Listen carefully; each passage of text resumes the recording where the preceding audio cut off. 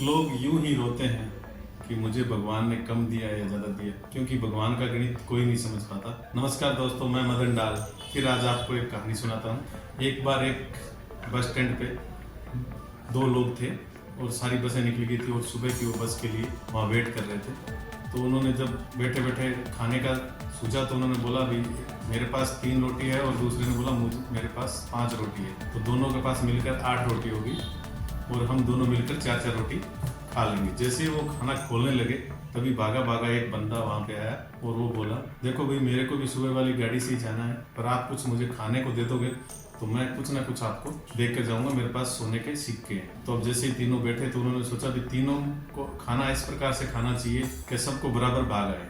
तो उन्होंने दिमाग लगाया और सोचा भी एक रोटी के 3-3 टुकड़े करते हैं और अपने पास 8 रोटी है तो 8 रोटी में अपने पास 24 टुकड़े हो जाएंगे और 24 टुकड़ों में हम 8-8 टुकड़े बांट लेंगे। तो सब उन्होंने ऐसे ही किया, रोटी के टुकड़े किए और आपस में बराबर बांट कर खा लिया और सुबह का इंतजार करते रहे। जैसे ही सुबह हुई, जो आदमी सबसे लास्ट में आया था उसने 8 सोने के सिक्के निकाले और उन दोनों को बांट दिए और बोले, जो आपने मुझे रात रोटी के 8 टुकड़े दिए थे उनके बदले में आप 8 सिक्के। जैसे ही वो निकला तो उन दोनों के बीच में बंटवारा शुरू हुआ। तो एक था, उसने बोला भी तुम्हारे पास रोटियां ज़्यादा थी इसलिए तुम 5 रखो और मैं 3 रखता हूँ।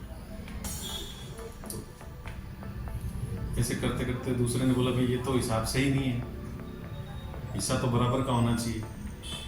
तो जैसे ही वो उसमें बहस कर रहे थे तो वहाँ एक मंदिर का पुजारी आया।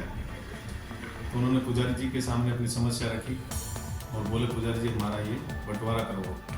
तो पुजारी जी बोला, चलो मैं पूजा करके आता हूँ और फिर अपने इसका बंटवारा करता हूँ। पुजारी जी मंदिर में गए और उन्होंने भगवान के सामने हाथ जोड़कर बोला, मेरे सामने आज सुबह सुबह एक बड़ी दुविधा आ गई है। वो जो 2 लोग हैं वो आपस में बंटवारे के लिए लड़ रहे हैं। तो भगवान ने बोला समस्या क्या है, तो उसने सारी समस्या उनको बताई। तो भगवान ने बोला भी जो उनमें से एक आदमी है जिसके पास 3 रोटी थी उसको एक सिक्का आएगा और जिसके पास 5 रोटी थी उसको बाकी सिक्के उसको जाएंगे। तो पंडित जी ने बोला ये कैसे हुआ भगवान? तो उसने बोला भी एक रोटी के 3 टुकड़े किए तो 9 टुकड़े हुए।